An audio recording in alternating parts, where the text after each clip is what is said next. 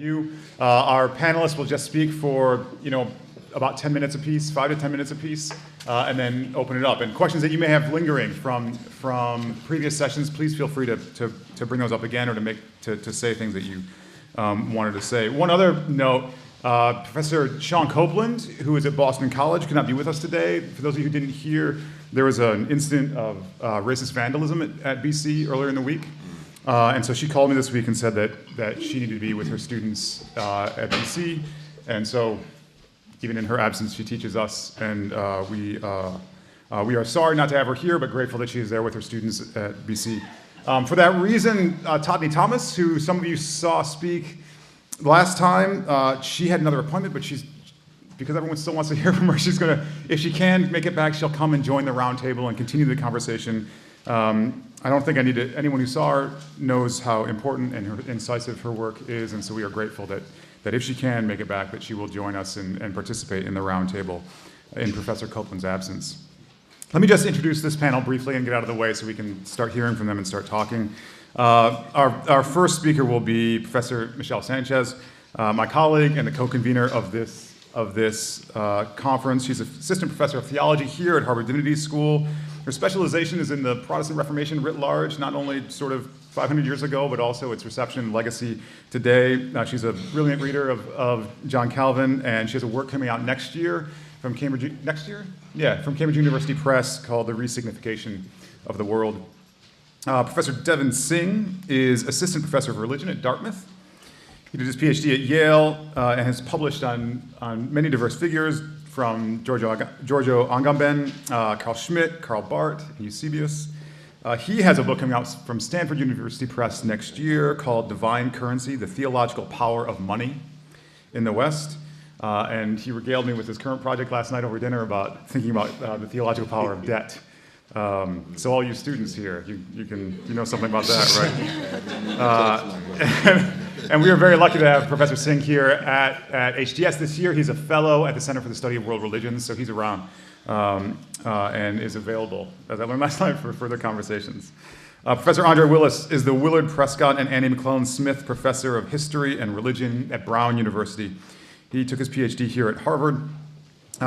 His latest book is called Towards a Humean True Religion, Genuine Theism, Moderate Hope, and Practical Morality from Penn State University Press. He has also published really widely among a range of topics from jazz to hip-hop to Dietrich Bonhoeffer to John Dewey. His current work is on Afrotheism and theology in the context of post-democracy. And then our final speaker this afternoon for this panel will be Professor Cornel West, who is a professor of the practice of public philosophy and has a joint appointment here at the Divinity School and the Department of African and African American Studies. As you know, he needs no introduction. He took his PhD at Princeton and has taught here, and at Yale, and at Union Theological Seminary, and he is a noted public intellectual whose books have shaped and transformed the study of race, philosophy, and religion in this country and beyond. We are grateful for them to be here with us today, and I will step out of the way and let them speak.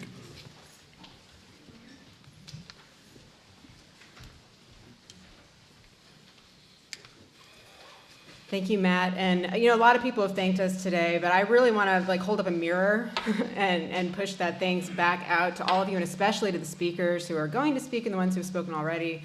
We're grateful that you came and that you really brought your experience, your work, and your passion to this conversation. I think it's been really important for me and for others.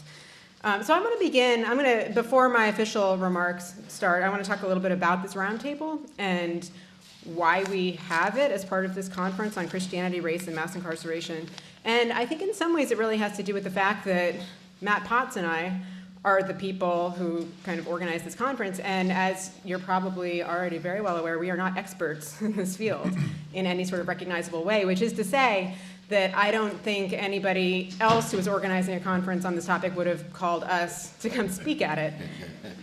So how did this come about? I'm not going to tell you the whole story, but I do think it's notable that the birth moment of this conference happened one day when Matt and I ran into each other on the Red Line, headed southbound. Now, we have offices that are pretty close to each other. We've known each other a long time, but it took us running into each other on the Red Line, heading into Boston, going in different places to talk about a shared interest and concern we had about this topic. And then Matt said, I've been thinking we have these grant opportunities, and I was thinking of applying for it. Do you want to help me out? And we had this moment of saying, are we the right persons to do this? But then there's the question of, nobody else right now seems to be doing this, and we have access to this. So if not us, who? If not now, when? So I have also realized, and I think this is probably true for Matt, but I'll speak for myself, that along the way, thinking about this conference, researching who we should invite, has made me realize that my work is indeed implicated deeply and is central to this. So part of when we first came up with this roundtable, it was asking a question for someone like me of, how do I narrate my work, which is on the Protestant Reformations, which is on these arcane topics of theology? How do I connect that to this very deeply historical, sociological, political, living concern that seems far away from that? But I think we've heard from last night's keynote and from the talk so far today the extent to which theology is front and center. Theology runs all the way down in a topic like this. So we convened this roundtable in part with the awareness that we're having this conference at Harvard Divinity School, that many of our students will be asking similar questions that we've had to ask ourselves of how can I speak to this? How can I let this inform my work? Well, my work might also have certain areas of accountability that seem to draw it far away from this concrete context. So we wanted to invite the wonderful intellectuals on this panel to help us think about that and to kind of narrate from your own 2 feet, from your own desk, from your own classroom, what it is meant to tie this together. So I'm on this panel because I work on the writing of Protestant reformer John Calvin and the legacy of his work. And Matt was actually the one who encouraged me to go ahead and say something today, because we both knew that Calvin's ideas in particular are closely tied to toxic ideas and toxic realities about punishment and who deserves it. So we've heard a lot so far in this conference about obedience and disobedience, about benevolence, empathy, fear, and complicity. But recent scholarship on Christian theology, race, and mass incarceration has also focused on 2 other strands of theology that I've heard mentioned a little bit more tangentially, but they're kind of central to the literature. And one is atonement theology, and how particularly penal substitution theories of atonement have suggested that criminality must be punished in order to achieve some kind of satisfaction. And then there's theologies of chosenness, the way that ideas about election, a covenant community, have funded an American exceptionalism that has been inextricably bound up with white supremacy from the very beginning, and produced and reproduced notions of criminality that are likewise bound up with blackness and brownness in this country. And I think it might be safe to say that no other historical figure has been more implicated in the modern life of both of these theologies than Calvin. And this causes me to reflect long and hard about what it means to be the person here at HDS who asks young people, future pastors, congregants, and colleagues to keep on reading him. And yet I am persuaded that such a reading of such a figure is important, not just for educating people about the past, but for learning how to do the actual work of reading. And I think this is bound up with the work of critique and the work of challenging racism at its subconscious and implicit core. Because our present remains infused with the theological logics of various kinds, but fundamentally, theology is also writing. It is argumentation. And argumentation presumes a material body and the material context of the reader. And if you read Calvin carefully and slowly, you'll find that and he's not alone in this, but you'll find that he too is aware of this. He asks you always to think about the uses of doctrines. Doctrines are not treated merely as representational claims about a cosmic structure. Theology is not a magical vehicle for your mind to get access to that cosmic structure and to have that authority. Doctrines are useful because of their distance from your body and your mind and your situation, and because of the way they can challenge your given understanding of yourself, your identity, and your place in the world. So I'm going to say up front and throughout that reading with your body, front and center, ready to engage, ready to struggle with the text, rather than merely identify with it, is a long road, and it is not a magic bullet to fix our problems, as if there could be such a thing. But inasmuch as the problems that we've named today are infused with theological logic, it's an important skill to remember and to hone. Last Sunday, if you happen to be in a church that follows the lectionary, you heard a reading from the book of Exodus, recounting that momentous occasion when the children of Israel, just freed from Egyptian bondage, grew tired of waiting for Moses. They combined their gold and their jewelry to fashion for themselves a golden calf to worship. And when God saw this, we're told that his anger burned and he moved to destroy the people that he had just saved. It's a remarkable account of how quickly human beings will embrace the false comforts of idolatry, seeking a deity that flatters our own wealth and our own accomplishments rather than one that asks us to trek through the desert, promising us that we can be something else, something unimaginable. But it's also a remarkable story because it's a story of turning and of rewriting.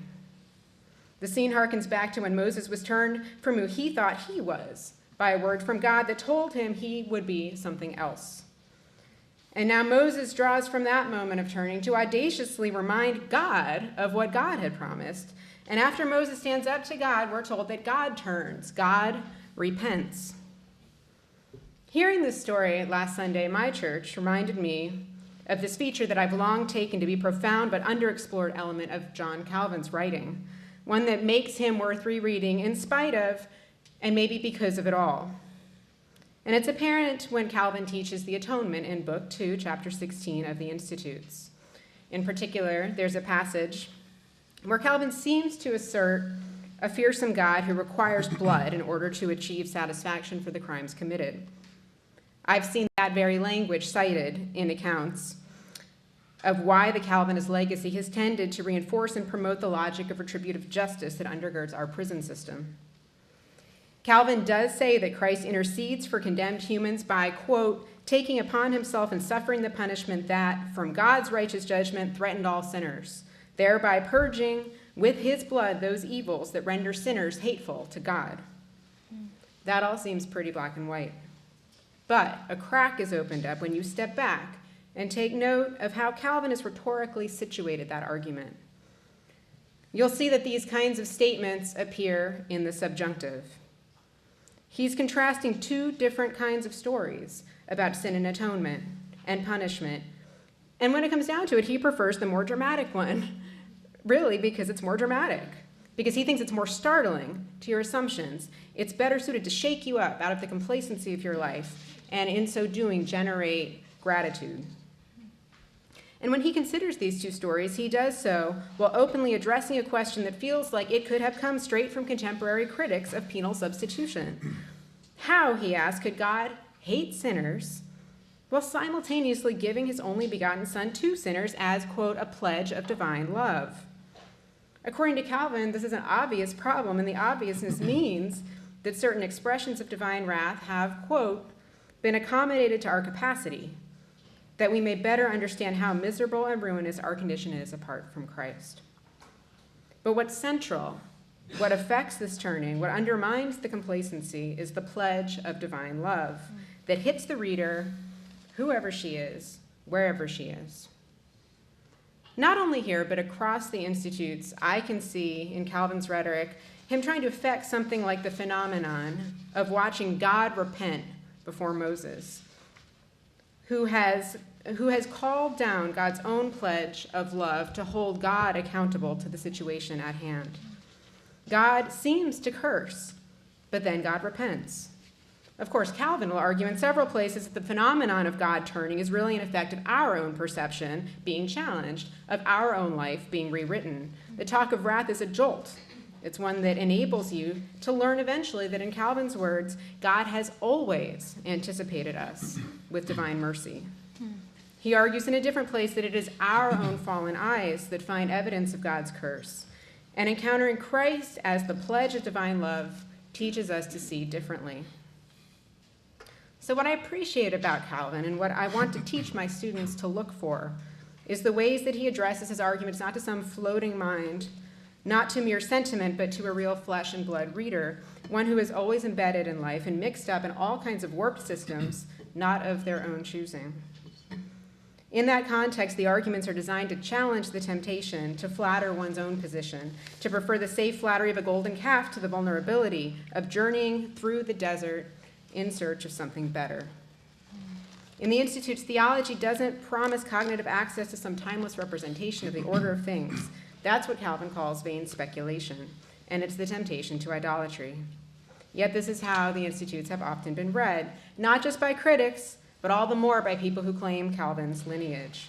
And it's that kind of timeless, naturalized representation of a theological imaginary of election and punishment that keeps on reinforcing a carceral system that trades in the self-idolatry of collectively claimed racial or cultural chosenness. It takes the work and patience of close reading to appreciate the use that Calvin makes of doctrines, not just to make claims, but to turn the self, to challenge the self, to learn to see the self in the world under a new light. And I try to do that and teach it, not because I have any real vested interest in defending Calvin, and certainly not because I think this kind of reading will magically undo the catastrophes that have followed the Calvinist legacy. But if these ideas are going to keep roaming around to and fro in our mindscape, then I ought to do what I can to harness the immanent resources to use them for turning, to confront Calvin and make him repent, reminding him, in effect, of his own warnings against idolatry of self-flattering theology. And if theological teachings can be faithfully read as tools to effect the rewriting of a life, to turn one from perceiving the sign of the curse over oneself to the sign of election, then this might be seen as a critical resource for critiquing a system that justifies the punishment of others by claiming election for oneself.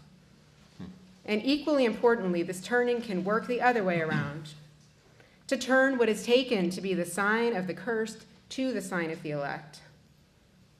If I'm going to keep asking people to read these texts in my classrooms, it is incumbent on me to cultivate the kind of classroom in which students are asked to be self-aware of their own posture of reading, that they can consider how these words land on their bodies and what their bodies do to them, how they might offer resources for rewriting, perhaps to effect one's own repentance, or perhaps to undergird the courage to stand up before a system that feels as big and powerful as God and call for repentance.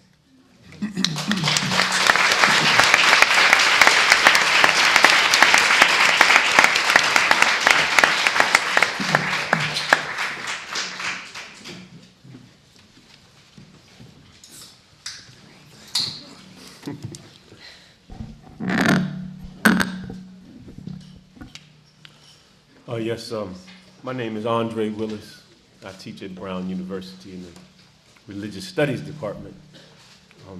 I work on, I have two sort of strands that I think about in my intellectual life. The first is Enlightenment philosophies of religion from especially David Hume, but from Bentham all the way to Adam Smith. And the second track is on African American religious history and African American critical thought. Some of that may manifest in some strange ways here today. But I want to first extend gratitude, of course, to Matthew Potts and Michelle Sanchez. They're very humble, but I know that it takes a lot of time and energy to put something like this together.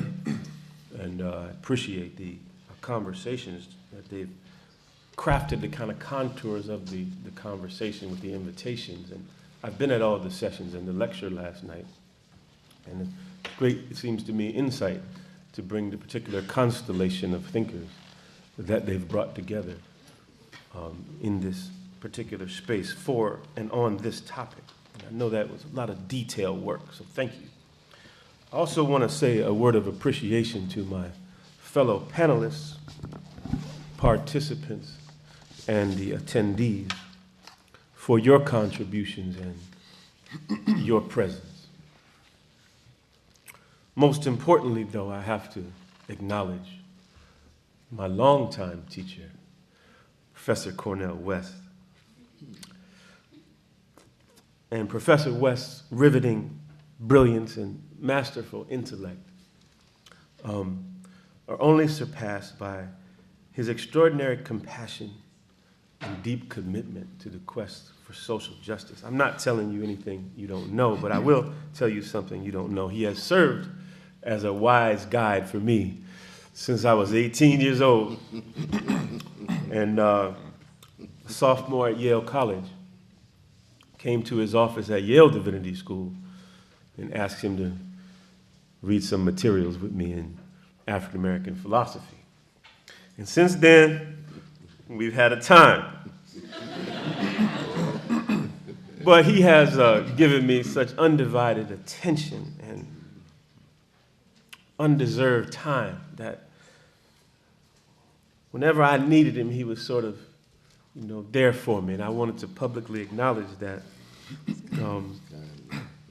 Because if it wasn't for Professor West and Professor Preston Williams, who was here last night, who was my advisor at Harvard Divinity School, I might have had a much more intense experience with the other side of the criminal legal system. Because it's that kind of presence, what Dr. West talks about as a being there kind of love in a book that I edited, that sustains and enables folks who have deep needs and contributes to them avoiding certain pitfalls and dynamics that this pervasive system can sort of trap you inside of. I think I'm kind of referring to a sense of rage. That's what I mean to be talking about. This is what bedevils me and continues to bedevil me, actually. Sense of rage. We haven't talked about that much. But it's a part of my own psyche that is linked to the traps of racial reasoning, which I've inherited from a tradition of natural sciences, which flourished in the Enlightenment, right? David Hume himself, one of the most noted racists, not only borrowed racial categories from natural scientists, but also suggested that racial hierarchies were legitimate. And he authorized a kind of white supremacist way of thinking about black folks very explicitly in a footnote, an essay where he said the Negro is always inferior, has always been inferior. I'm getting it wrong, but it's something like, I'm apt to suspect that the Negro is and will always be inferior to the white race. It's a 1748 essay. So, particularly when you grapple with these Enlightenment texts and you face pervasive and persistent system of oppression, it's always looking to trap you, right? This criminal legal system. Trying to avoid it, sidestep it, becomes, it occupies your mind. You can't walk around without thinking about it. It's how forms and systems of oppression work, right? They seem to be so all-encompassing and inescapable. But what they tend to do ultimately is to put us in a distorted relationship with ourselves. This is what I think systems of oppression do. That they get us out of sync, as it were. Generate a sense of self that's somewhat distorted. Leave us unable to reach what Howard Thurman might call a creative potential to love, or what Martin King might talk about as beloved community, right? Because we're not in proper sense of a relationship with the self. This is what these systems do. They estrange us from ourselves and communities by providing discourse, concepts, ideas that haunt the inner psyche and support the phantom narratives that drench our subconsciousness. Again, I'm making a move away from a lot of the papers and presentations here deliberately just to open up the dialogue, and I'm going to be respectful of my time. So it's that kind of interior haunting that constrains the capacity to love, what Howard Thurman's normative project, right, to ultimately love. He's building, of course, on a particular understanding of the disinherited in that 1949 text, Jesus and the Disinherited. But So much has been said, and there's so much more to say about mass incarceration and its related institutions. I like to refer to it, as you heard, as a criminal legal system. It's coercive violence, institutionalized dehumanization, systematic surveillance, and routinized yet cleverly shifting modes of trauma production disproportionately target and thrive off of those with the least resources among us, the poor, the disabled, those who are chemically dependent, those who are either perceived or may identify as gay or lesbian, in addition to transgendered folks and folks of color. Now, there are ways in which we can think of the criminal legal system as constituted by 4 layers: police, militarized, in the streets, kind of a first encounter with these sometimes fearful vigilantes who are authorized to use violence. Second layer, prosecutors and judges. We haven't talked a lot about them. State-supported co-conspirators that sustain the logic of a criminal legal system.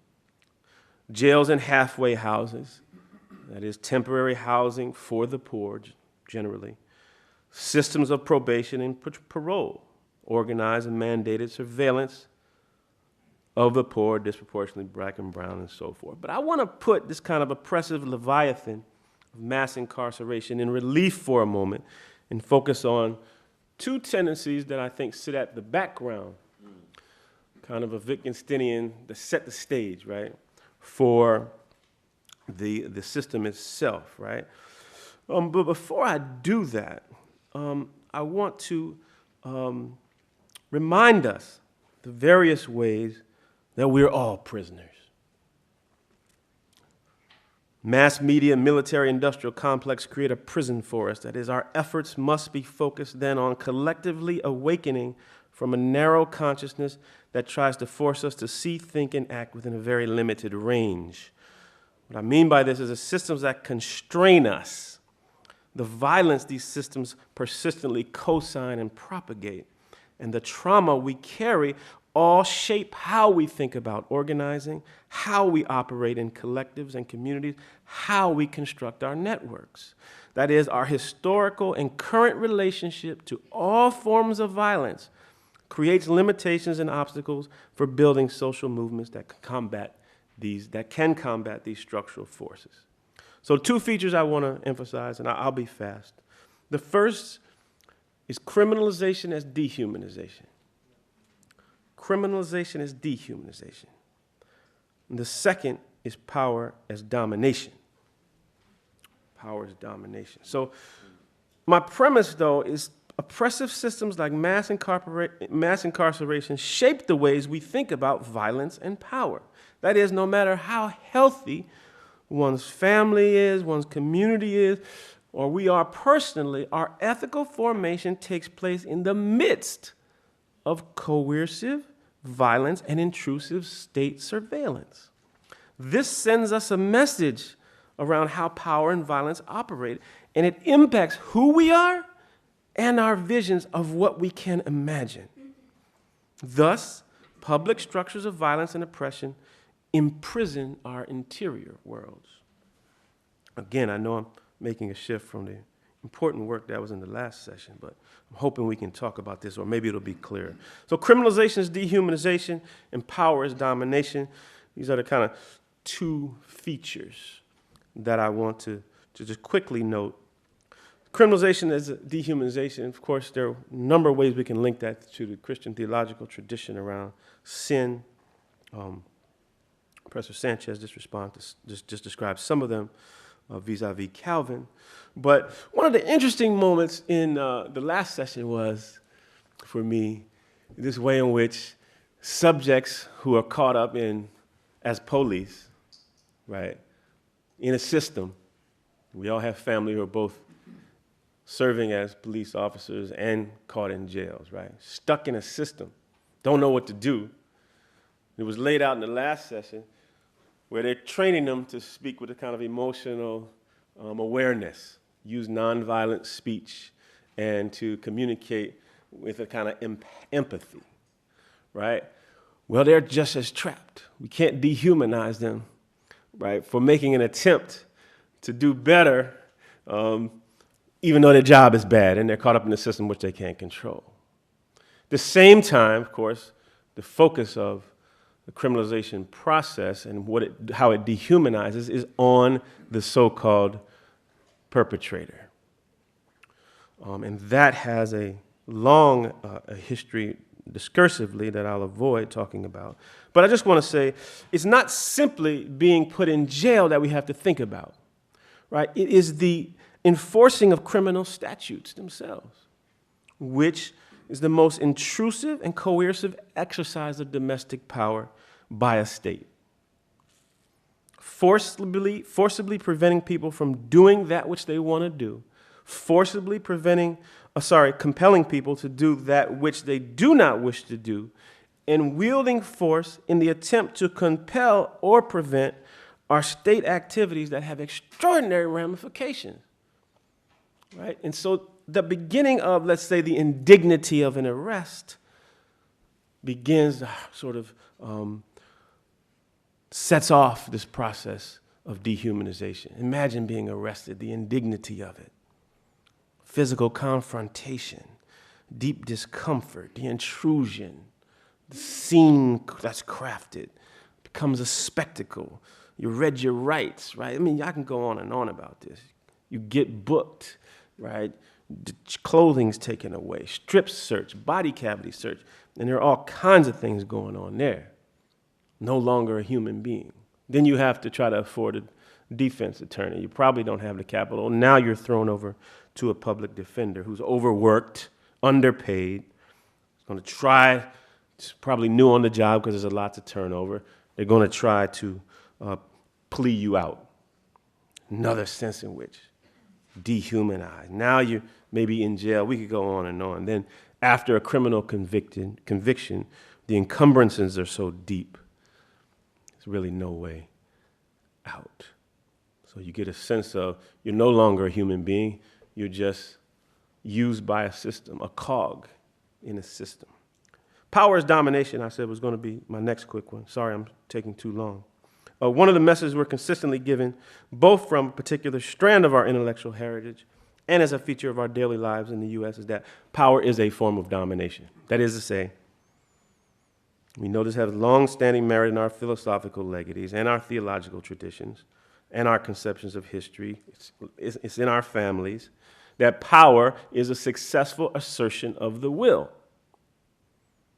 Now, I'll turn to Thurman real quick just to say, we could go to Jesus or Martin King, but I'll stay with Thurman to say that there's a way in which, and I'm going to talk about this very briefly as the kind of positive part of what I want to do.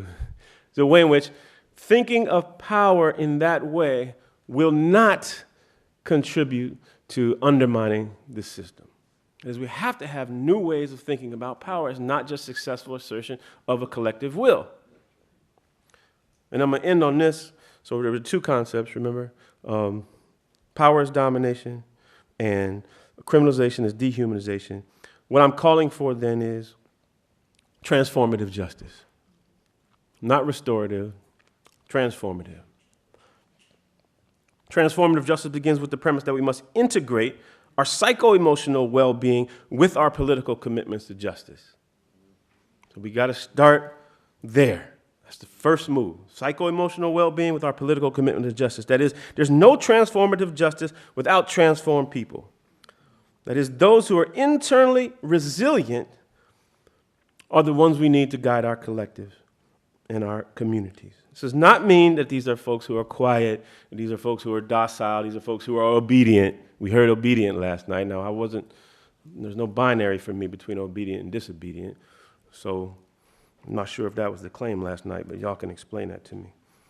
At any rate, these are not docile folks, but it means that folk who are resilient, they can control themselves. They can decide in community when they're going to pursue the energy of resistance, which may sometimes be physical, shall we say. So maybe I should end there because I've taken up too much time. But let me just say one more thing. In terms of transformative justice, and it's a transfiguration of power, right?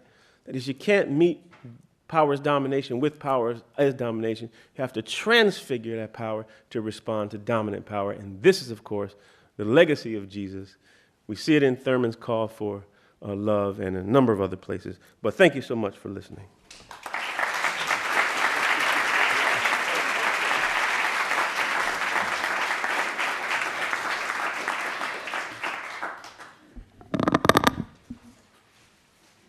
Well, let me add my word of thanks for the invitation to be part of this important conversation, and my thanks to all of you for being here and for your engagement.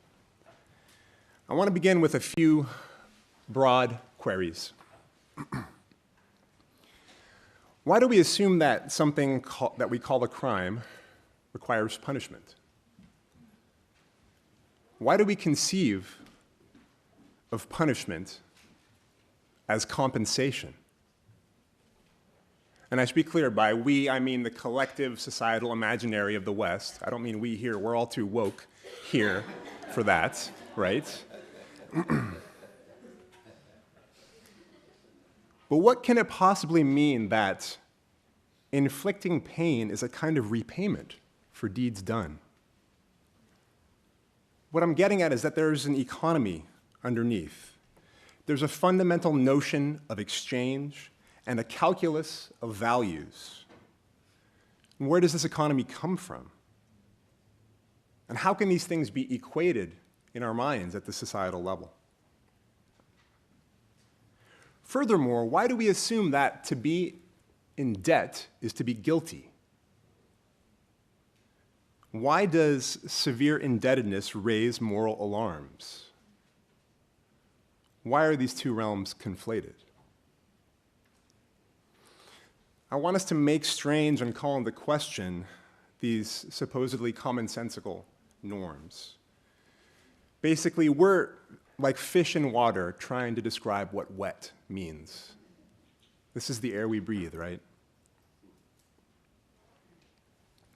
My own work has been informed by, for lack of a better term, what I call theological genealogy. This is sort of one of the approaches that I use, and it's looking at the afterlives, the traces, the resonances, or the hauntings of theology within the institutions, practices, and conceptual systems that we inhabit today. Of course, this is a non-linear history. There's no easy one-to-one correspondence. But I've been led to explore the pre-modern and the ancient world, in particular in this regard, and to look at the history of practices, techniques, and institutions as much as ideas. How does theology persist as repressed and yet hidden in plain sight? And part of this requires a certain understanding of secularization, right? That secularization is not simple subtraction. It's not a simple flattening of transcendence or the sacred, but it involves transformations and transmutations. We see old questions answered in new ways, what's been called reoccupied positions.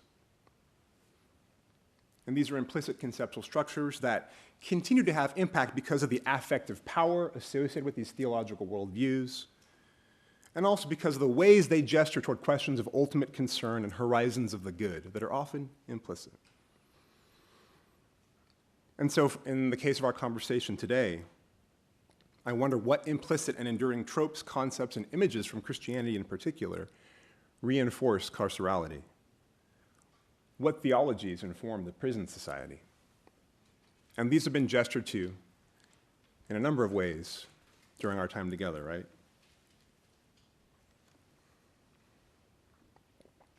My own research has focused on, among other things, understanding money. What on earth money is, where it comes from. Something that, again, that we assume and think we understand, and yet it is something that is actually very strange, right, when you think about it for too long. And I've been led in my study of money to questions about its origins, where it's come from, and these are practices that are shrouded in the midst of history, that happen at the onset of human civilization. When we see the shift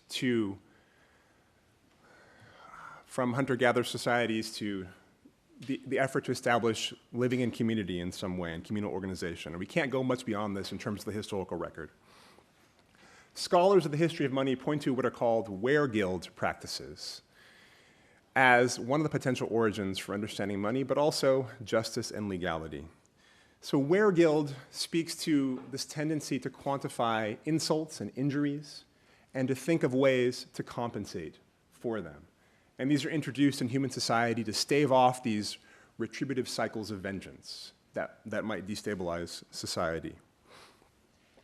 Now, already, though, when these practices emerge on the historical record, there's economy there, and humans have made strange equivalences.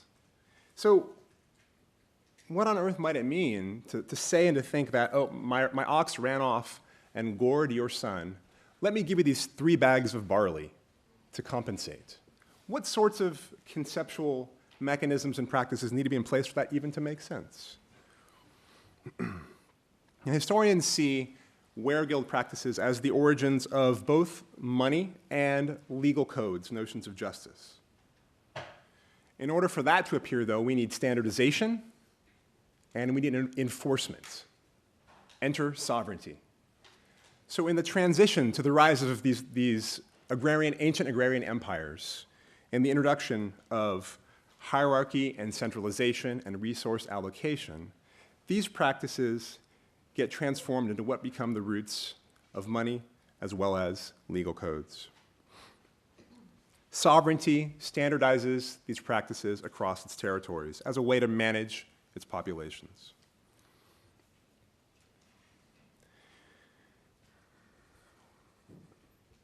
The ancient study of money has been supported by the work of an early 20th century English civil servant, Alfred Mitchell Innes, who is little known but extremely influential. He was very influential on Keynes, for example, and other theorists of money. Innes shifted from his study of money, where he described some of these weregild practices, to a following study on the history of the prison and punishment. So already there, that affiliation is very interesting, right? To be led from money to study the history of the prison. There's some affinity there. So about 70 or 80 years before Foucault's study, Innes, in one of his books, traced the evolution of notions of punishment and pain, at least in the Western imaginary. One of the things he observed is that when sovereignty enters the scene to mediate these communal encounters, there's significant alterations and transformations in how these encounters are perceived. As I mentioned, there's standardization, there's enforcement of quantification. And yet, sovereign power comes to make that infraction or that crime or that insult now about itself. This is no longer just about a harm you've done to your neighbor. This is an offense to sovereignty. This is an offense to the honor of sovereign power. So what we see here are shifts in notions of obligation and debt. Who are you indebted to? Are you indebted to your neighbor or to your governing overlords? And I'll just throw this out there, but part of the lifeblood of sovereignty is displacing its debts onto the governed. Sovereignty lives through the management of debt. So we see that punishment now changes as well. Whereas beforehand it was about compensation to the victim, restitution in some way, now it becomes about pain and harm for the perpetrator. The victim's needs are sidelined. Now eventually we'll see that distinctions between civil and criminal law will evolve to deal with this. But for a broad part of history, this isn't the case. And so attention on the victim and restitution is sidelined to the more important now offense of offending the honor of the sovereign and the need to inflict pain and punishment on that offense. So there's a long history of historical memory in human civilization that ties economy and sovereignty together with punishment and pain. And we can't examine the question of the prison or incarceration without considering the models of sovereignty at work. So this need for compensation and payment and its conflation with pain and punishment gets standardized and regularized under forms of state rule, so much so that they become normalized and commonsensical to this day. We can barely think otherwise. And sadly, emerging Christianity was also unable to think otherwise. Despite resources for thinking otherwise that we see in aspects of preceding Jewish thought, as well as in some strands of so-called heterodox early forms of Christianity, orthodoxy, the official lines of Christian thought that have been disseminated and enforced, appealed to some mechanism to justify salvation. So what I mean by that is, despite language of grace and forgiveness as central, God's welcome and embrace of humanity comes at a cost. An exchange, a payment, a sacrifice must be made. A transaction has to occur. Christ is compensation for humanity's sin. And so here I'm gesturing to what have been termed early ransom theories of atonement. These are the first formalized theories of salvation that I would argue underwrite all ensuing developments in Christian thought about soteriology, about salvation. There's an economy at work. Human sin is construed as debt. Christ is portrayed as the one who redeems or pays the debt. Forgiveness isn't free. Freedom has to be purchased. And one might ask, is this grace? So Christian thought validates and underwrites a worldview where an economy of compensation and retribution reigns supreme. Even God, the Lord of the cosmos, apparently respects debt relationships and offers Christ to settle the terms. So what hope can there be for debt-bound subjects to escape from the logic of debt if even God follows its rules?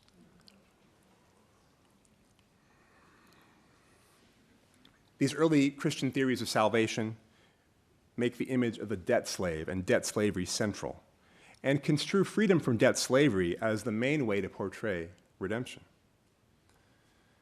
And of course, we can't interrogate mass incarceration without interrogating the history and logic of slavery. We know that slavery is integral to modernity. The modern project could not get off the ground without the encounter with the New World and the use of slave labor to extract resources and fuel early capital accumulation. Slavery, modernity, and the rise of capitalism are historically co-implicated. This is clear. And we also know that Christianity did much to enforce the slave economy, with language of slaves obeying masters and ideal disciples as being slaves for Christ, right? And of course, this came up in Professor Jennings' talk last night. But I think the specificity of debt slavery requires attention as well. According to these theories, humans are in debt slavery usually to the devil, and debt is construed as a sin and hence as guilt. So we see this conflation there of debt and moral iniquity. So then to be in debt slavery in the real world, in the material world, must also convey some form of moral failure.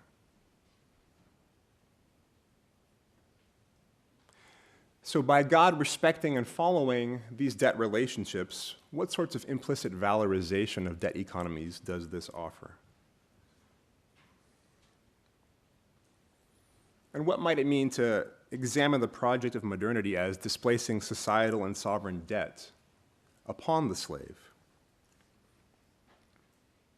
We know that slavery and the carcerality of the plantation act as the underside or supplement or foundation to modernization. And as we can recall, part of why the discovery of the New World was so revolutionary was this new access to land, gold, and other resources to fund the regimes of Europe and service their debts. Kingdoms were in debt and needed to pay their bills. Free labor and free resources provided this answer that catapulted Europe to global power. The debts of sovereignty were transferred onto the backs of slave labor and onto the actual land of the New World. Sovereignty survived through managing its debts. So how is this logic of creating debt slaves intrinsic to our modern order? How does the prison industrial complex, which is not merely a site of racialized punishment and pain, but a central site of debt creation and economic production, reveal the underside of modernity to be one of creating and managing its debt slaves? And how did the Christian imagination provide fuel for this? And I'd just like to offer as a closing query, can we imagine salvation without redemption? How can we imagine being saved without an economy of exchange and compensation? Again, I believe this is the undergirding logic to nearly all theories of salvation in Christian tradition. And this informs most assumptions about the goodness and value of punishment in society, punishment as redemptive, suffering as purifying, as transformational and just. Prisons exist in part because of an underlying assumption that to be saved, to be changed, transformed, or redeemed, payment must be made. Payment in actual money, but of course also in pain and time. And even for systems that no longer hold out hope for transforming the incarcerated into docile subjects, but see those that are imprisoned as lost, these systems are sustained by this governing logic that in the name of justice, punishment must be inflicted to balance out the scorecard, and that society, if not the incarcerated, will be redeemed and saved through this sight and scene of violence. And so I ask again, can we imagine salvation without redemption? Can we articulate a vision of what it means to be saved, personally, communally, socially, politically, and cosmically, without the need to resort to a notion of punishment as paying back, or of exchange for pain for the sake of making right? And this strikes me as one of the central tasks for those involved in mobilizing the Christian imagination for more life-giving forms of social transformation. Thank you.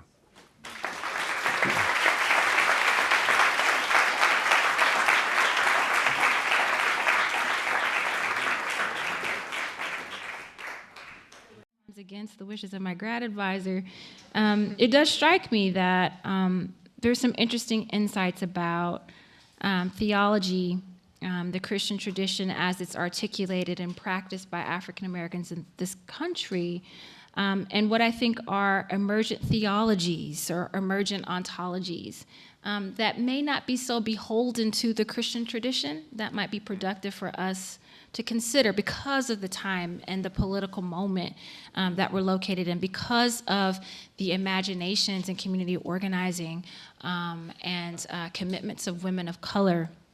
And so for me, when I think about theology, I think about it being important in a space like this because theology, questions about the very nature of God, bring up fundamental questions about sort of divine benevolence and damnation, right? And for those people who were constructed as Black, and Blackness being used as an alibi for enslavement, slavability, colonialism, sexual violence, rape, convict labor, the ongoing minoritization of their descendants within the New World and various forms of anti-Blackness globally, thinking about the nature of God, right? Thinking about the nature of God's benevolence, thinking about ideas of damnation are very much fundamentally linked, I think, to the political positionalities of Black people and prospects for their ability to be punished and prospects for their liberation. Of course, you know, there's no discussing this without acknowledging the great work done by Black liberation theologians like Cone, or the very sort of in-depth genealogical excavations about the Black prophetic tradition done by my colleague, Brother West here, and what it has and means for Black people within Black churches and beyond. In my own sort of theological, I wouldn't even call it digging, just perusing, because it's, you know, oh, theology, it's interesting, I'll just read some books. You know, I found the work of theologians who have very much questioned and criticized the idea of redemptive suffering to be heartening and to be productive. I'm thinking about Is God a White Racist by Gwilyn Jones, right, which very much criticized the idea of the innate benevolence of God, right? When thinking about the relationship to God as imagined in relationship to the material conditions and plight of Black people. I also think about Sisters in the Wilderness by Dolores Williams, right? Which discusses the ways in which Black women's forced surrogacy, their reproductive work around sort of stories and mythologies of chosenness, right, raise important questions about the very utility, right, or the very othering that's endemic to projects of chosenness, particularly around gender, but also around race.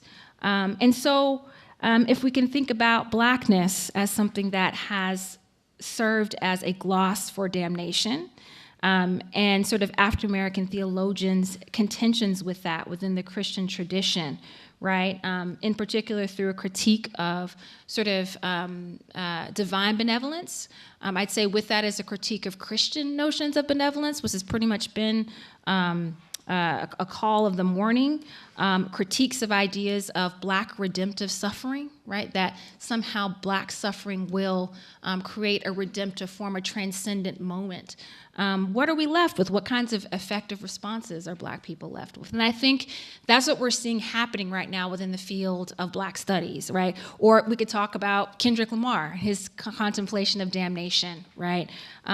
We can think about the sort of ways in which Afro-pessimism is thinking about the kinds of affective positionalities, politics, intellectual enterprises that occur when people contemplate the very weight, tropic, historical weight of narratives of Black damnation and what it means for Black people's position in their very bodies. We could also think about Joseph Winter's call for a kind of melancholy, right, as something situated between an optimism and a pessimism, right, that calls for a kind of reflective immanence, right, a call to not respond effectively or emotionally, but to sit with the complexity of the sort of Black experience, right, and he doesn't rely on the work of some of our traditional theologians, but the work of Baldwin, the work of Toni Morrison. I'd like to sort of ask us to consider some of the emergent theologies, emergent ontologies that I think are coming out in this moment that in particular are being authored, imagined, written by Black women in this moment. And I set this up as a kind of taking place in context or through lexicons that are not always beholden to the Christian tradition, right? That are not always beholden to the theological construct of the Black church, right? That sometimes are coming out of context in which we see Black women returning to sites of practicing neo-African religions, right? We are in a context in which African Americans are leaving the Christian tradition, and that needs to be acknowledged. And so what kinds of ontologies are being potentially authored in the wake to deal with damnation, Black damnation, and what it looks like in this iteration of the carceral state. So I think of four things, right?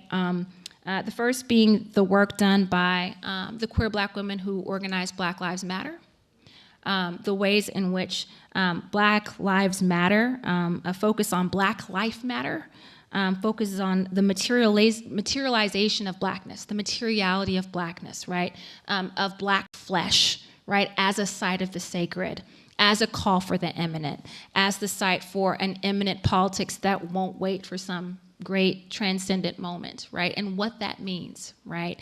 In terms of how we understand a politics that's not grounded necessarily in a hermeneutics of salvation, right? Certainly it's grounded, I think, in and falls upon a genealogy of Black liberation, right? That's connected to the Black prophetic tradition, but not salvation, right?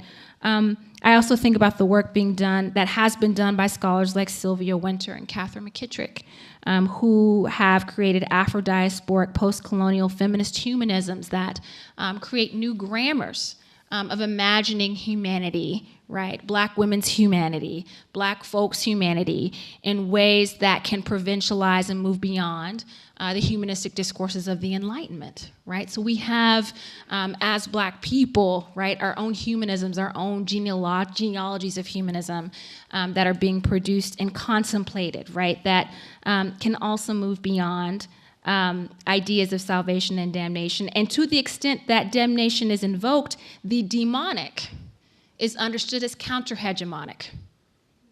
The demonic is understood as counter-hegemonic, right? It is not understood as something to be fled, right? I think about Tony Pinn's discussion about signs and sin, right, as focusing on the sensuality of black flesh, right, in a way that is not beholden to centuries-old scripts about blackness as damnation, that people are moving beyond a kind of racial calculus of salvation.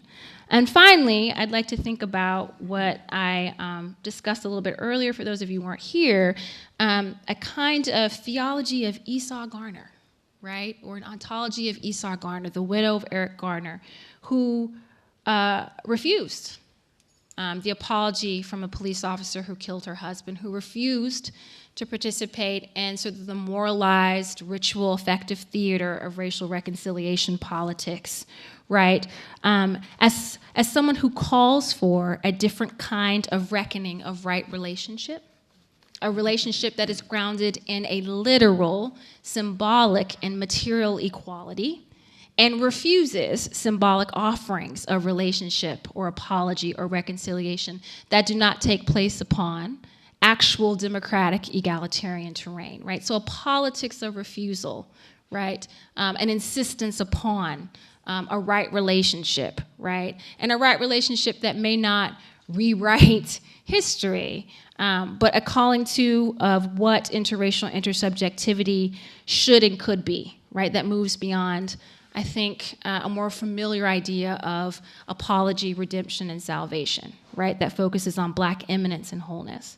So those are just my scribbled remarks. I would like us to think about, not as a theologian, but I'd like us to think about theology a bit more expansively, in the sense that, and Penn is very important to me as someone who understands himself as sort of a black humanist theologian, that there are theologies and ontologies that are being made that, of course, the black church has been the quintessential social institution of black life, but these thinkings and renderings aren't necessarily found within those walls at all times, right? And they can push the conversation beyond a limited grammar, right? That sometimes Christianity can take us to great heights of imagination, but sometimes it can lock us into binaries and polarities and dualities that, when you're black, normally puts you on the underside, right? So these are ontologies of the otherwise that I think we should also consider in a conversation about theology in the 21st century, in this sort of moment within the carceral state.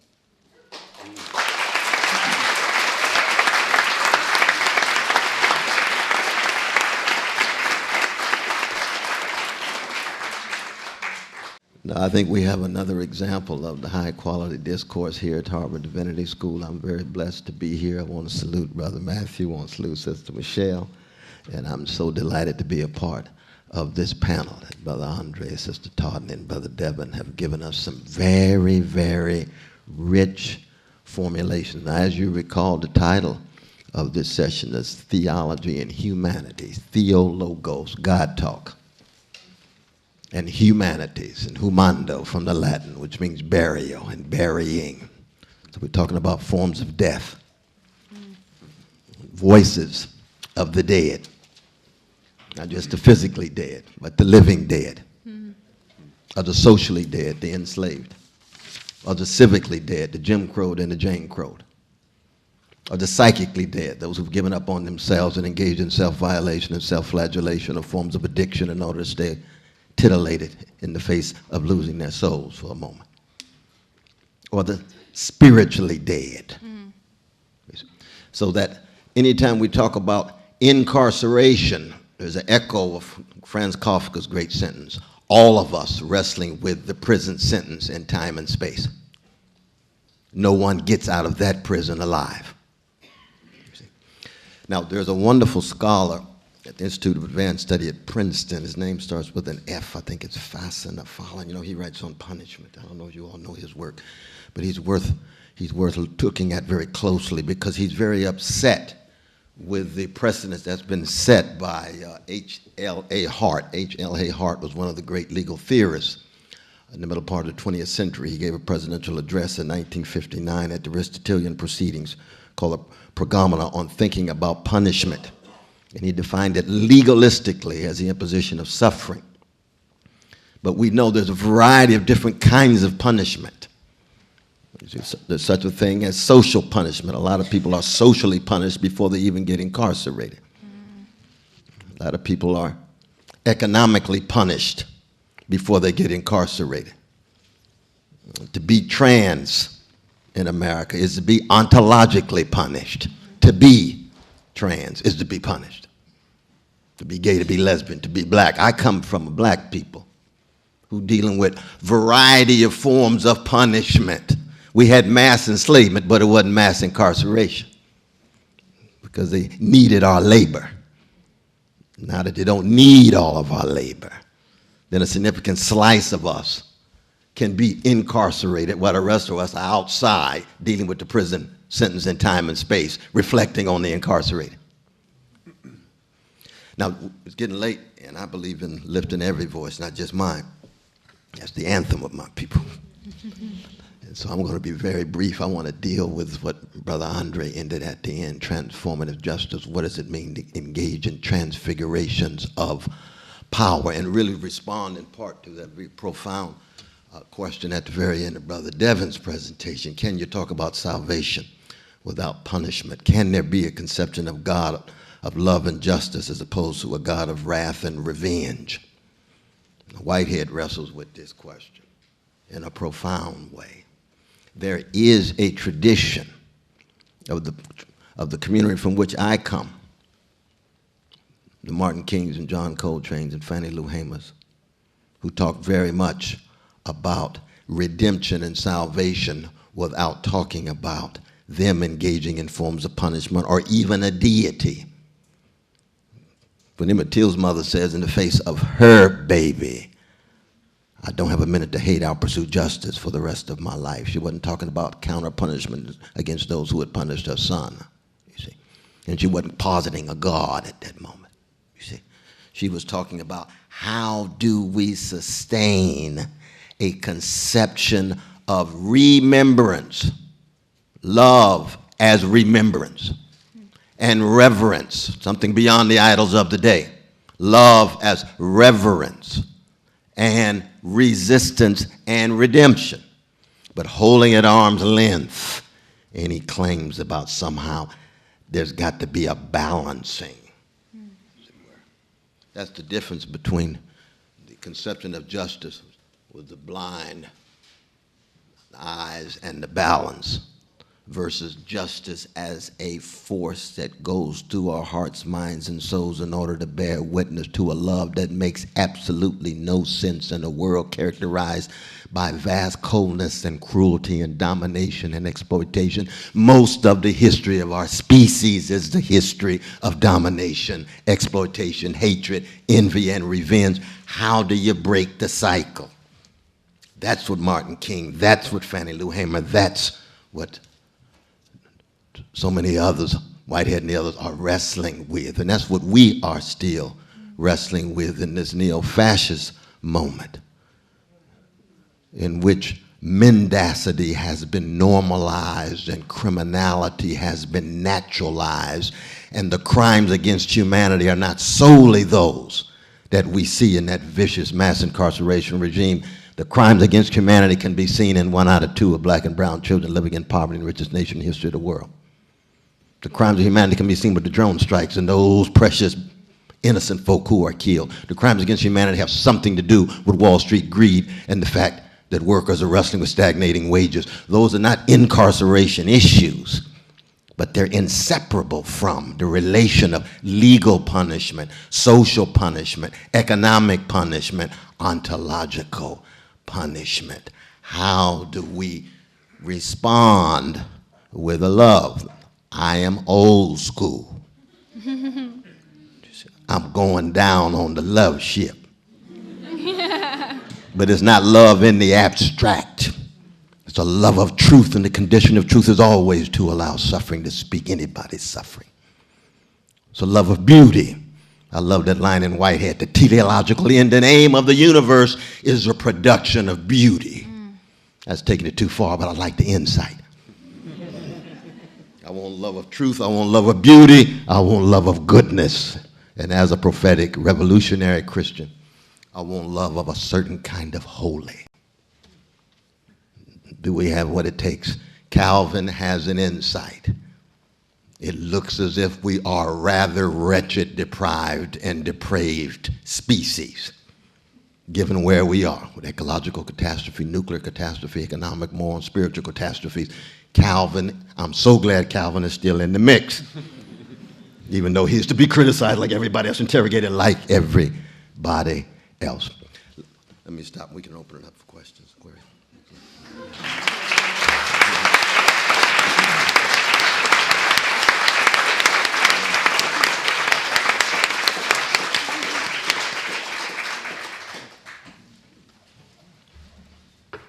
Yes, we'll open it up for questions. I will call on people, but I certainly invite everybody to respond.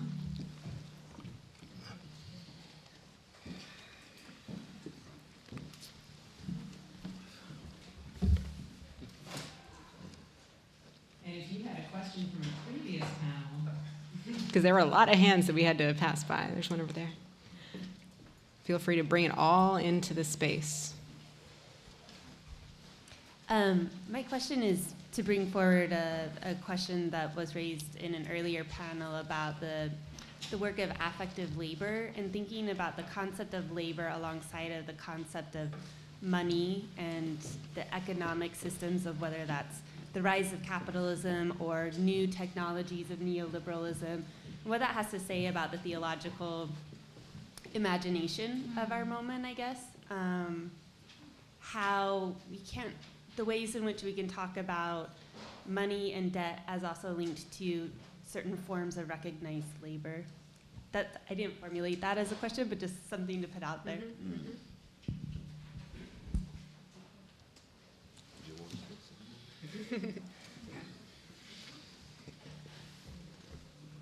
Testing. Absolutely. There's of course ways in which notions of hope and eschatology get conflated with the so-called cruel optimism of neoliberalism, right? It's leaning forward, and the ways in which our own hopes and dreams are colonized and disciplined by this order. Absolutely. And so that raises the question of, can we distinguish modes of hope that can be critical hope, right? Hope that can provide distance and authentic horizons of transformation. I think that's a very live and active conversation right now. Absolutely. It's a challenge, and I don't have specific solutions, but I very much feel the force of that question. I think that's something that we continue to wrestle with. And I might add that I was talking about this a little bit last night, and I've talked about this for a long time. It's one of these theological doctrines that has had a complicated life, which is salvation by faith and not works.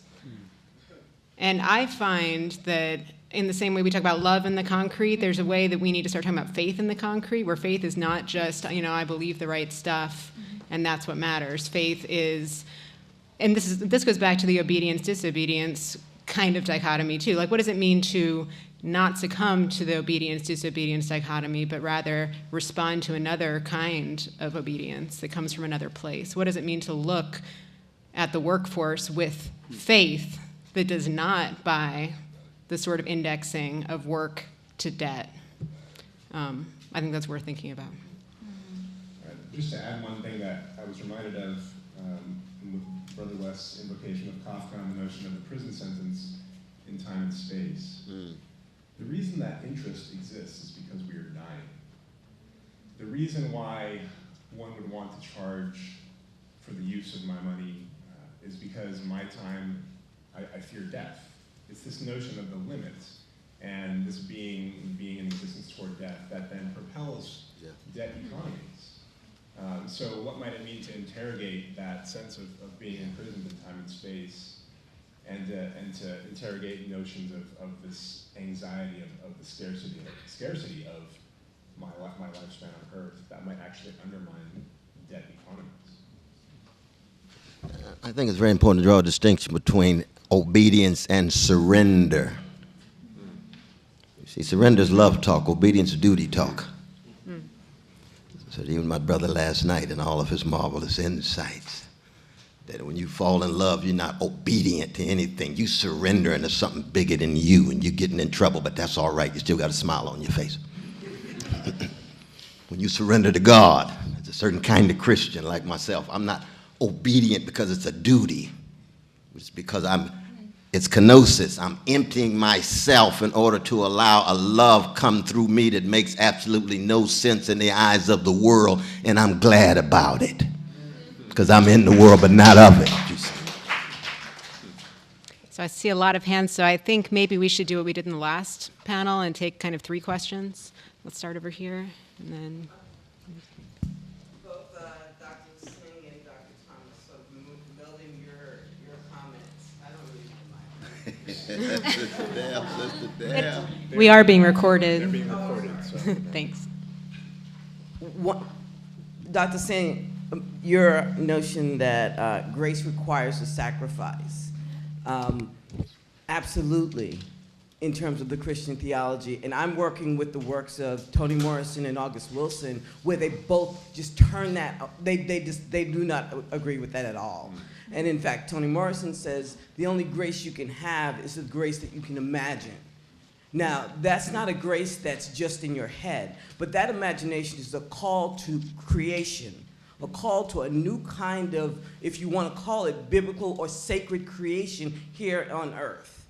And so that's how I said, so she takes that apart already. So that whole debt aspect is no longer there.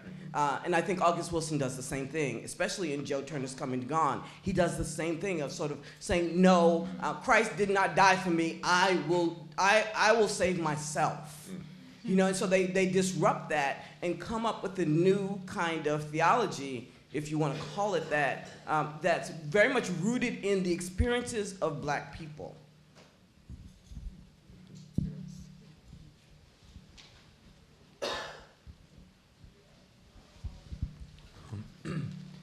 Thank you.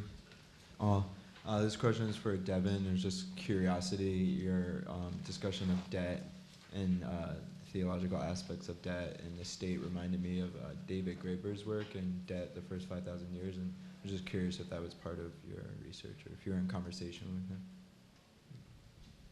You can answer that real quick. The answer is yes.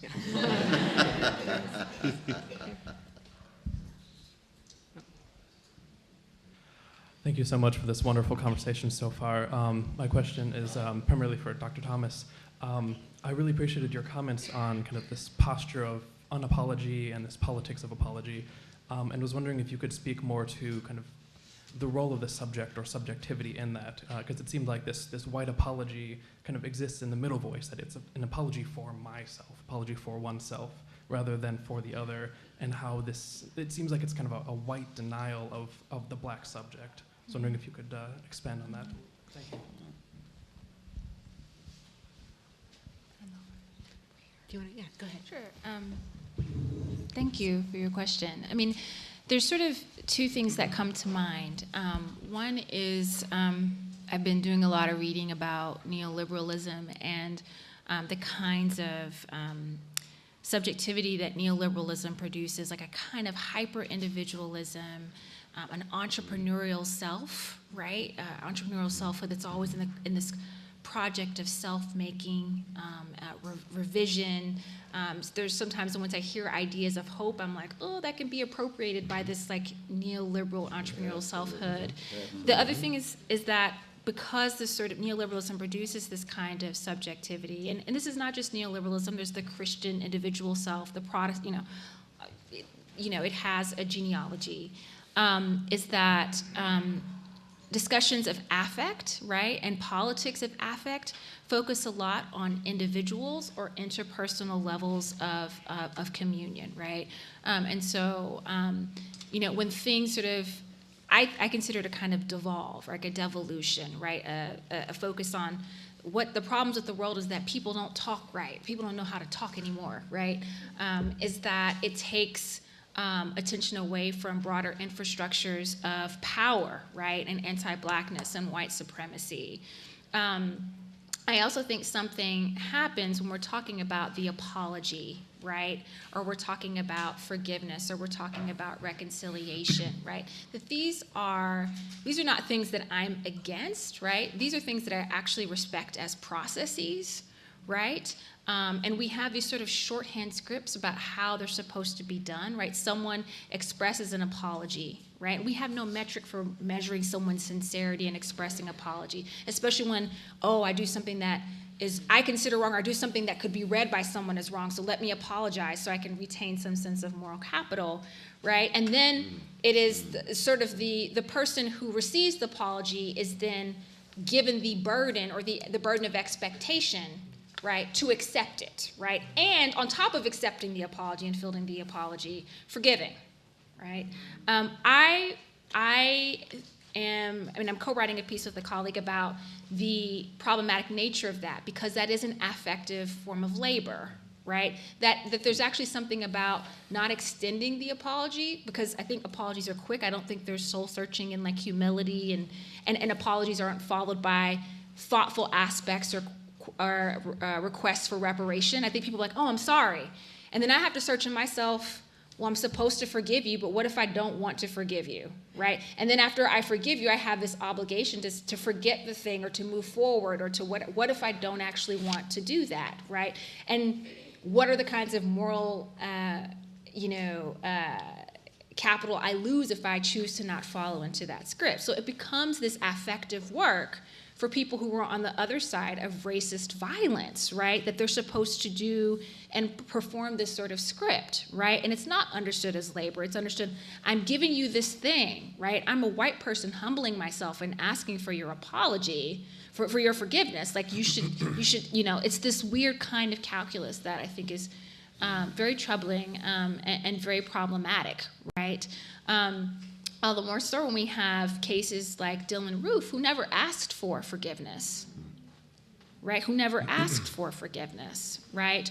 Or thinking about this, the plurality of ethical and moral possibilities that are available, that not even that are available, that actually every day, like I do research with Black church folk, like everybody don't think Dylan Roof should have been forgiven, right? Or when people talk about forgiveness, they have all these other things. Well, I do research on a church burning that happened in my hometown. People are like, I forgive the person who did it, but like, let me tell you what I would tell him, right? That's forgiveness with accountability. That's an accounting. That's right. And that whole process gets shorthanded with this kind of like empathy, affect. It's quick, it's fast, it's between two people, it's short, it's this quick turnover, just like the capitalist speculation of neoliberalism, on to the next thing, on to the next thing. So yeah, I think there are many pieces to that whole thing that I find sort of problematic, but mostly about it being individual, it relating to neoliberal economies. There's a great book called Street Therapist that talks about the sort of neoliberalism, race and affect that sort of talk about that. And I think there are histories of that in Christianity, Christian ideas about reconciliation. And I think sometimes people shorthanding, right, Christian theologies about reconciliation and forgiveness, right? Like within this theological canon, reconciliation is actually a very complex process, but not now. So I don't know if that answers your question, but it gets my goat, man. I'm trying to tell you, obviously I have a problem with it, I think, and I also think that this relates to neoliberalism, and I think Naomi mentioned this, but sort of this psychotherapeutic approach to affect too that's embedded, that like you can heal if you forgive, right? That forgiveness is the quickest way to healing, right? As a sort of cognitive individual process versus thinking of healing as relational, healing as collective. My colleague Jonathan Walton says, we're always talking about this, but what about healing in like, growing up in Sweetwater, Tennessee, there's healing there, right? What about the love in your grandma's cornbread? That healing is something that just happens transactionally between this apology and forgiveness versus what about collective healing, right? What about Black people's collective healing amongst themselves, right? What about white people's healing from white supremacy and what it has done and does to them, right? And why that is a process that should not be shorthanded. White people are confused, they're wounded, they're, so we miss all these opportunities actually for healing when we look at it transactionally in terms of this little moral script of apology. In fact, just to add to Professor Thomas's profound formulation, there's an essay by Maisha Cherry called White Request, Black Forgiveness. And the way in which the immediate request from white brothers and sisters is a sign that they're not ready for serious healing yet. It's a sign of denial, once again, of the catastrophe of white supremacy. It's a sign of aversion. It's that neoliberal conception of transaction, market relation, moving on after you caught hell and I'm still doing well.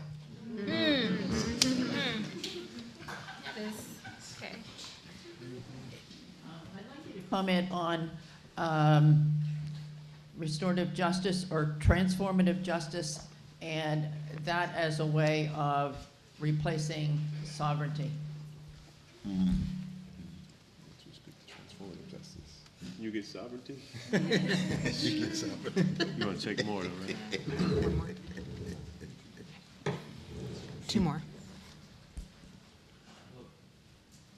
My question is related. It's for Professor Willis, I suppose, and anyone else. Kind of dangled the carrot with the transformative justice, how it marries psycho-emotional wellness and social political justice. So I'm wondering if you could just speak more to that, as the last bit you gave kind of left me wanting more. And secondly, if others could comment more on just on the role of theology for transformative justice, especially working theologies that are born out of churches and in places where people gather regularly.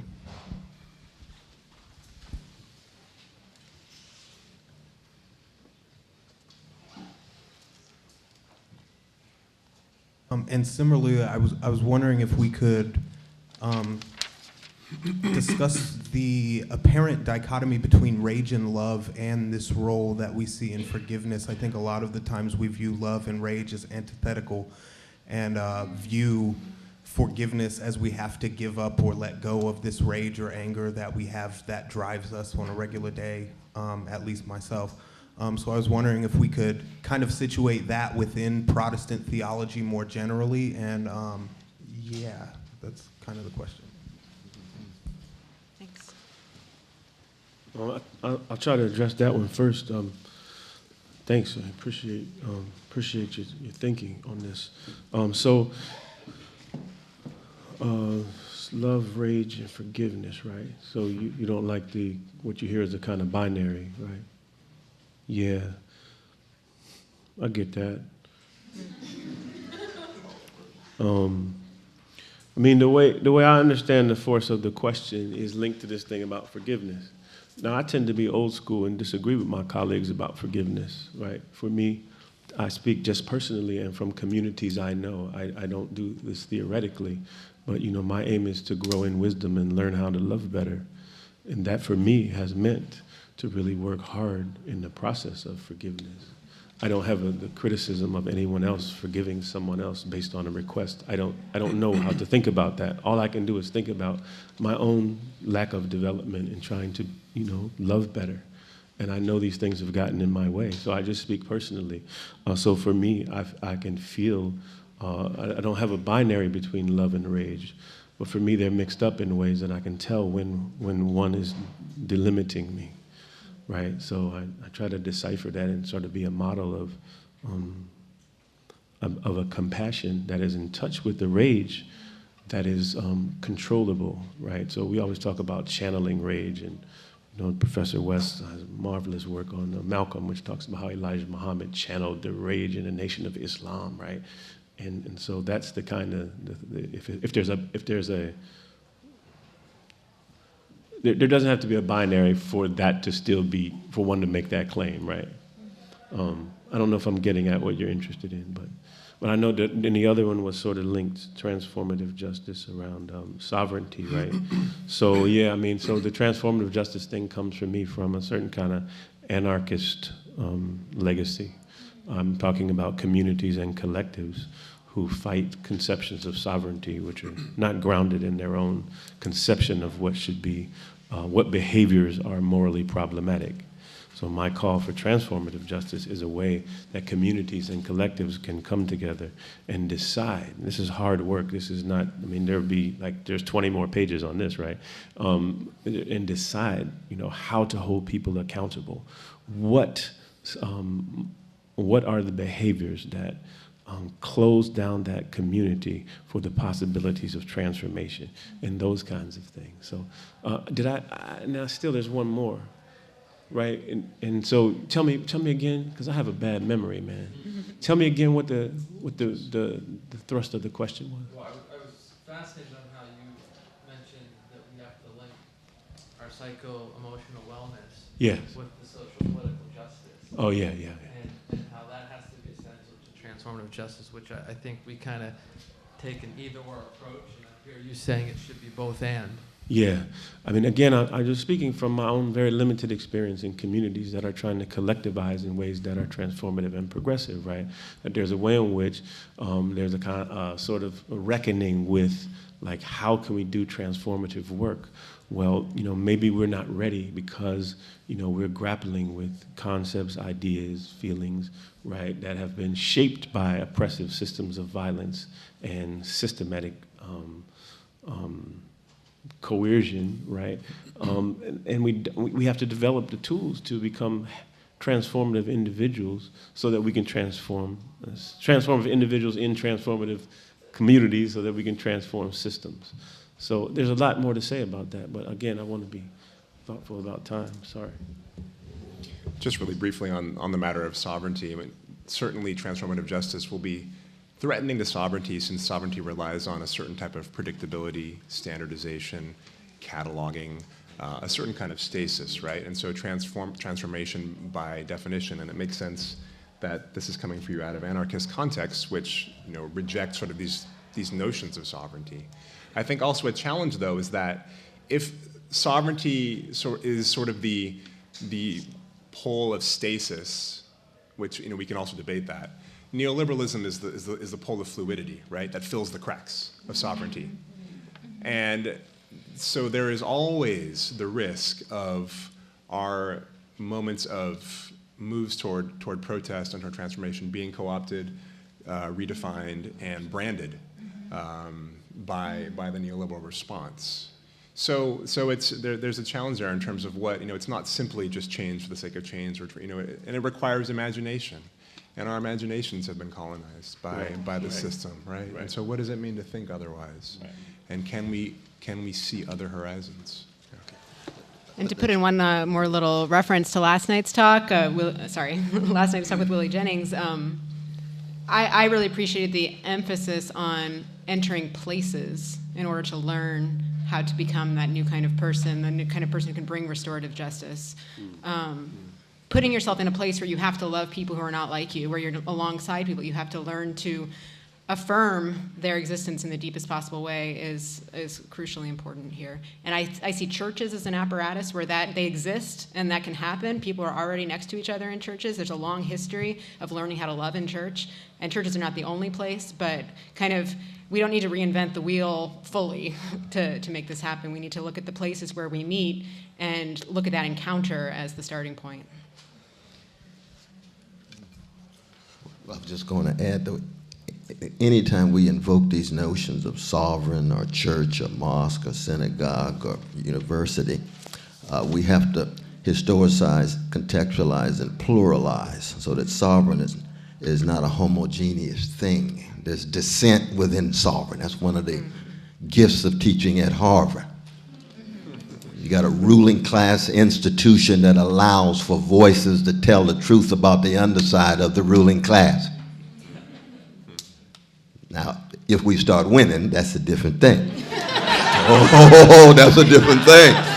But that's very important. I mean, that's one of the great contributions of liberalism vis-a-vis the monarchs. But same is true in churches, same is true in mosques, same is true in all of these things. So even when we invoke these notions, it's heterogeneous, there's variety, there's diversity, there's contestation, there's conflict, all the way down in each context.